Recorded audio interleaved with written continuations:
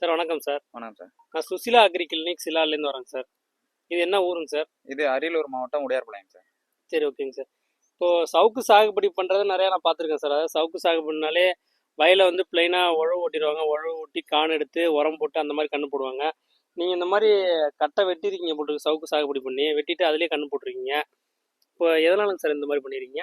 இது முதல் தடவை 2 வருஷத்துக்கு முன்னாடி போட்டேங்க சார். போட்டு கண்ணை நல்லா டன்னேஜுக்கு வெட்டிட்டோம். ஒரு 60 to 70 டன் வந்தது. எத்தனை வருஷத்துலங்க சார் வெட்டிங்க? இது வந்து 3 வருஷத்துல வெட்டணும். 3 வருஷத்துல. சரிங்க சார். அதனால திருப்பி அதை வேர்க்கட்டையெல்லாம் பறிச்சுக்கிட்டு திருப்பி உழவு ஓட்டி ஆட்கள் செலவு வந்து அதிகமாங்கிறதுனால இடையிலேயே அப்படியே கண்ணுங்களுக்கு இடைவெளியில அப்படியே ஒரு ஏக்கருக்கு அப்ப அந்த கட்டையெல்லாம் பறிச்சுட்டு நம்ம உழவு ஓட்டி உரங்கள்லாம் போடணும்னா எவ்வளோங்க சார் செலவாகுது? அது எப்படியும் ஆள் கூலி தண்ணி செலவு எல்லாத்தையும் பாத்தீங்கன்னா 60 ரூபா மேல வந்துரும். அதனால இது தண்ணி விடுறது மக்கள் பாக்கி எல்லா செலவையும் பார்த்தா அதனால நாங்க இப்ப இப்படியே சிம்பிளா இதுக்கு இடையிலேயே வச்சு கண்ணுகளை வந்து அடுத்தது உரங்கள் போட்டு எடுத்துக்கலாம் மாதிரி வளர வைக்கலாம். அந்த கட்டையை வெட்டிட்டீங்க, அந்த கட்டைக்கு 2 கட்டைக்கு நடுப்புற சென்டர்ல அந்த கண்ணை போட்டீங்க இப்ப. ஆமா. அதனால இது விவசாயிகளுக்கு இது ரொம்பவும் கொஞ்சம் சுலபமா இருக்கு.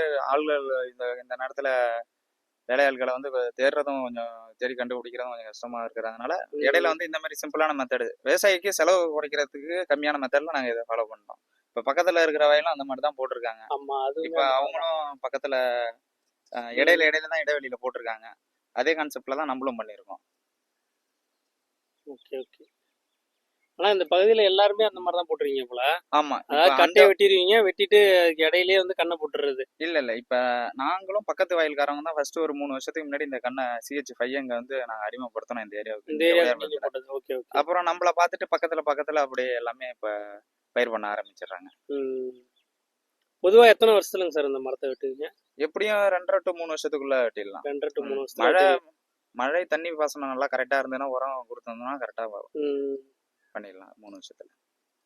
அதாவது இப்ப நீங்க என்ன சொல்ல வரீங்கன்னா, இதெல்லாம் நான் கட் பண்ணி மரத்தை வெட்டி செலவு பண்ணிட்டு இருக்கிறதுக்கு டைரக்டா இந்த மாதிரி நான் கண்ணை போட்டேன்னா எனக்கு செலவு வந்து மிச்சமாயிடும். அந்த செலவு வந்து நான் உரங்களுக்கு செலவு பண்ணிடுவேன். கண்டிப்பா. மற்றபடி மேல கண்ணுங்களுக்கு நான் உரத்தை கொடுத்து சப்போர்ட் பண்ணி கண்ணை நல்லாவே வளர்த்துருவேன் அந்த மாதிரி சொல்றீங்க. கண்டிப்பா. இப்ப பெரும்பகுதியான விவசாயிங்க இந்த மாதிரி தான் பண்ண ஆரம்பிச்சிட்டாங்க.